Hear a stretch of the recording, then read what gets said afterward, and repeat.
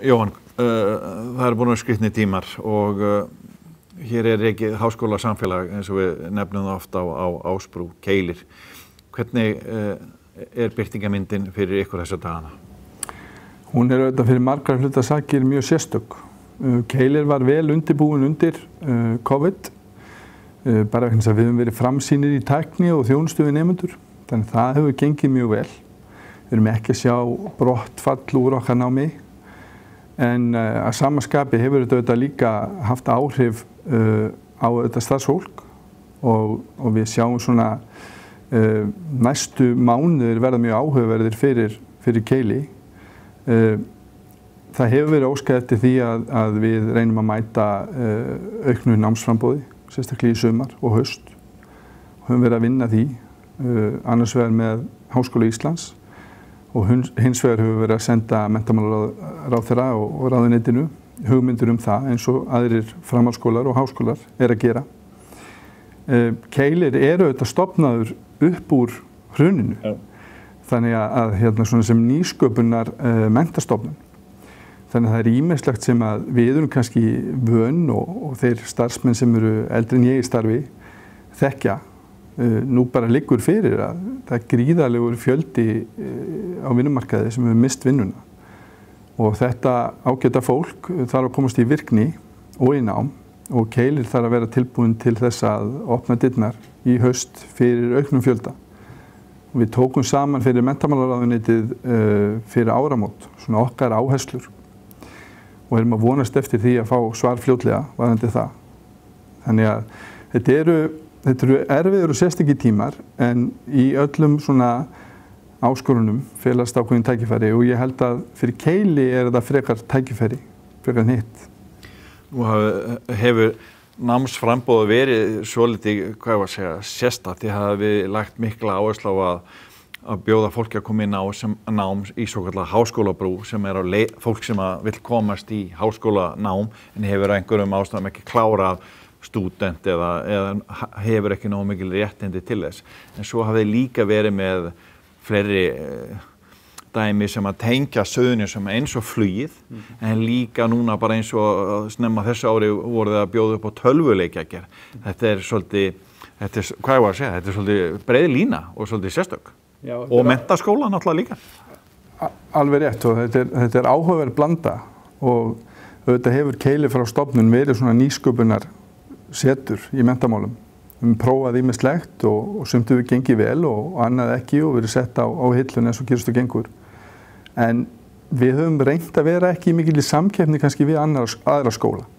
Og það það sem við erum að horfa til varðandi framhaldsskólan okkar, að bjóða þar på nám sem ekki beint í samkeppni við aðra framhaldsskóla og vera svolítið víðsýn og framsýn og það hefur gengið gríðarlega vel í tölvuleikjagerðinni. Það voru yfir 90 manns eða krakkar sem sóttu það nám og við sjáum bara á þeim umsóknum sem hafa borist Keili að undanförnu að það gríðarlegur áhugi á námi í Keili, bæði í háskólabrúnni sem auðvitað að veita fólki ákveðið svona annað tækifæri til náms. Öðruvísi hópur heldur en í framhaldsskólanum almennt, fólk sem eins og til að mynda bara ef við horfum á undanfarin ár, þá hefur verið nóg að vinna að fá, sérstaklega í ferðaþjónustunni og það hefur kannski gert það að verkum að fólk hefur ekki endilega flosnað upp úr námi, heldur bara valið það að fara út á vinnumarkað sem núna mögulega missir vinnuna og sér fyrir sér að koma aftur í nám og klára og hafa þá aðgang inn í stærsta háskóla landsins sem HÍ. Þannig að við búumst við miklum fjölda umsókna. Við sjáum það nú þegar, þó svo fólk sé náttúrulega svona vakna til lífsins úr þessu samkomubanni sem hefur verið okkur mjög erfitt. Þá þurfum við að vera klár.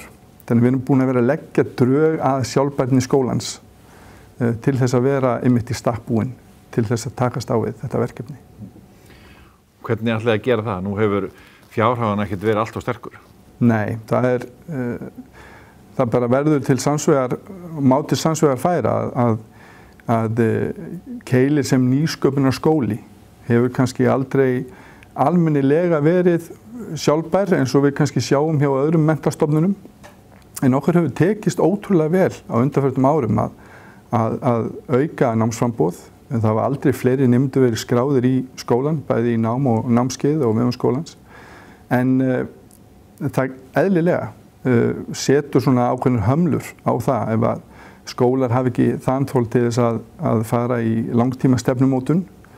Og það sem að ég lagði áherslu á síðasta haust þegar ég kom hérna inn ásamt stjórn og starfsfólki var svona að leggja grunninn að þeirri vegferð. Og við eigum auðvitað gríðarlega gott bakland, bæði sveitarfélögin og Suðurnesjum, þeir sem að standa að skólanum og ekki síst auðvitað þeir nemendur sem hafa útskrifast hérna.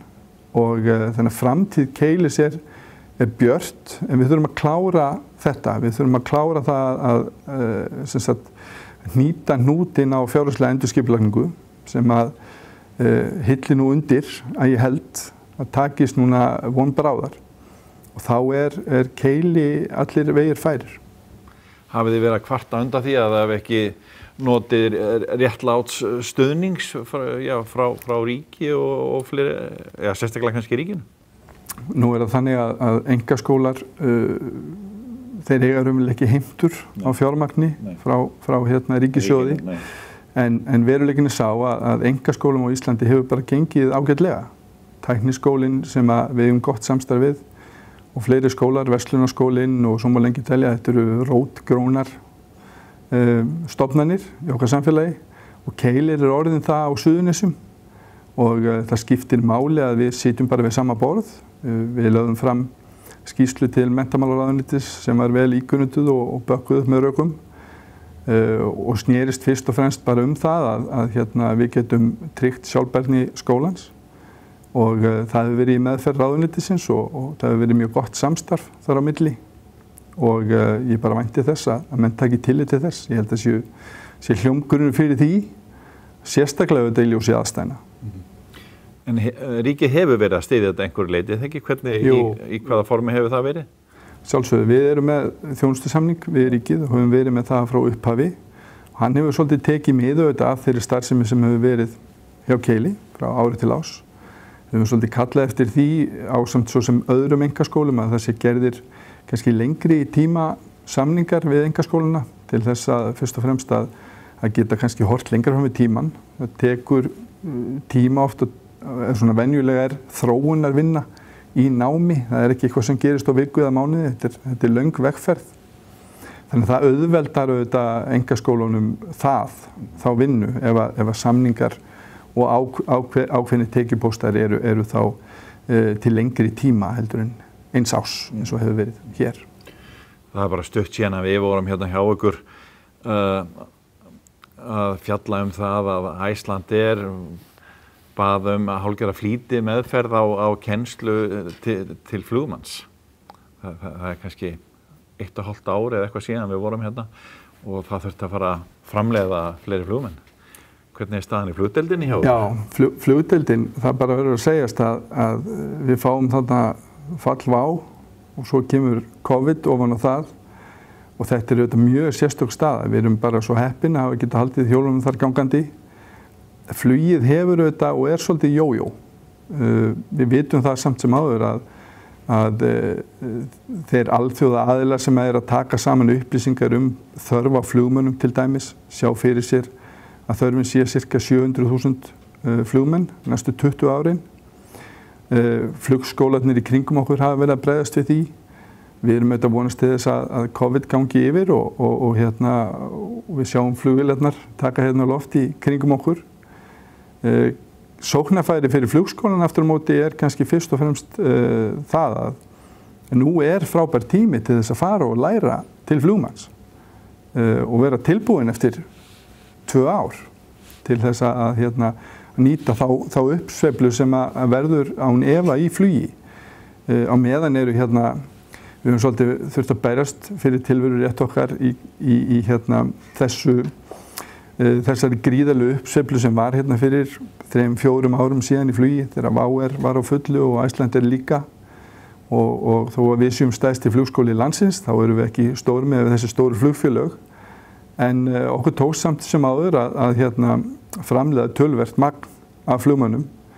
Nú eru þetta allar farþegavélarnar okkar bara á jörðu niðri. Við sjáum þetta fyrir okkur að geta við munum fljúga mjög mikið í sumar, liggur fyrir. Við vonum að veðrið verði gott. En kannski í stóru myndinni þá það þannig að Keilir Aviation keypti Flugskóla Íslands á síðasta ári og þar leiðandi stærsti flugskóli landsins. Við erum með frábæran flota og flotta kennara og góða stjórnendur. Þannig að það sannarlega tækifæri til þess að fara og læra á þessum tímapunkti. En við eigum eftir að sjá hvernig heimturnar verða á umsóknum, en fyrirspurningar eru allavega til staðar. Þannig að oft nú talað um það að þessi betra, þessi neikvæðu umfjöllun heldur en engin. Ég held að þessi sóknarfæri fyrir þá sem að vilja verða flugmenn að gera þá á þessum tímapunkti, alveg sannarlega. En hvar heldur að svona önnur sóknarfæri verði fyrir ykkur núna? Munið þið leggja meira áherslu bara á að fá fleiri í háskólabrú eða tölvuleikjagerð eða á að auka framboðið frekar? Við höfum verið að vinna að undanförnu í því að reyna að mæta svona þörf á svæðinu kannski meira. Þar erum við að hugsa nám eins og í leikskólafræðum, geta verið háskólasetur, geta sett af stað rannsóknir og þróun sem kannski datt aðeins niður þegar Tæknifræði Háskóla Íslands fór í Hafnarfjörð. Hún var hér staðsett og standa kannski aðeins meira undir merkjum sem sko Keilir miðstöð vísinda, fræði og atvinnulífs. Þetta náttúrulega það sem við erum búin að vera að vinna í samstarfi við Háskóla Íslands meðal annars. Þannig að þetta tekur tíma, en ég held að þarna séu til að mynda sóknarfæri í samvinnu milli sveitafélagana, Keilis og háskólans. Við vitum það hlutfall til að mynda menntaðra leikskólakennara og kennara í Reykjanesbæ hefur verið lægra en við vilja sjá það. Og þannig kannski sóknarfæri líka til þess að tryggja það að fólk geti klára sína menntun, þá í samstarfi við sinn vinnuveitanda og skóla á svæðinu. Þurfa ekki að fara í Reykjavík en samt fá gott og öflugt nám í heimabyggð. Þannig að það eru sannarlega sóknarfæri fyrir Keili. Og þið eru að skapa slatt af störfum hérna? Er það ekki? Jú, við höfum verið, þetta hefur verið í kringum 100 manns með verktökum. Þannig að já, þetta er auðvitað stærsti vinnustæðurinn á Ásbrú og það er auðvitað gaman að sjá samheldnina í okkar fólki núna við þessar erfiðu aðstæður. Keilir er ein fjölskylda, skóli sem við gengið í gegnum ýmislegt en alltaf komið niður á hjólunum. Þannig að við erum bara bjartsýn þrátt fyrir að standa auðvitað í þeim sporum að þurfa að huga að fjárhag skólans á meðan að það er að vera óska eftir því við aukum námsframboð. Vonandi stendur það ekki lengi yfir en það er sérstök stað að vera í og við þurfum að ef við lítum á Keilir sem svona framsækin úling þá þurfum við kannski aðeins að fullorðnast og fara meira í það að móta stefnu til lengri tíma en við höfum verið að gera. Og það er viljið til þess hér og í stjórn, þar sem að samstarfið hefur verið mjög gott. Þannig að það eru spennandi tímar framundan. Þrátt fyrir að COVID sé auðvitað að gera okkur ákveðna skráöfu, þá sjáum við bara það að áhugi á námi munu auðvitað aukast og þá þurfum við að vera klár. Svona að lokum, hvernig hefur hlutfallið verið hjá nemendum í skólanum? Er þetta meirihluti fólk frá Suðurnesjum eða er þetta að koma víðar að? Aukningin hefur verið eiginlega alls staðar af landinu. Það fer svolítið eftir námsframboði en háskólabrúin til að mynda, þar hefur aukningin verið mest í fjarnáminu. Enda er þetta aðfaranáma að Háskóla Íslands. Þannig að við höfum séð mikla aukningu þar. Það eru færri sem eru að sækjast eftir staðnámi heldur en hefur verið og það er kannski bara í takt við breytingar svona í tækni í fræðslu almennt. Það er ágætis blanda, finnst okkur. Nú menntaskólinn, þar er 80% héðan, skiptist á milli sveitafélagana. En svo eru sumir nemendur vegna þess að þetta er nýtt námsframboð og sérhæft að koma langt að og eru þá að nýta sér Keilisgarða hér og koma hingað í nám til okkar og það eru þetta fagnaðarefni líka. Og gistað þá á svæðinu? Já, búa bara á svæðinu. Já. En þið þakkið ykkur nú það að hafa, aukið menntunarstig á Suðurnesjum, það ekki? Jú, ég held að við höfum verið að sjá það síga upp á við sem mikið fagnaðarefni, en veruleikinn sá að við erum samt hálfdrættingur á við meðaltalið á landinu og þetta bara langt og strangt verkefni sem mun taka okkur langan tíma og Keilir bara mikilvægur þáttur í þeirri vinnu, en það vinnst ekki á einu degi. Glæsilegt, þakka þér fyrir. Takk sömuleiðis.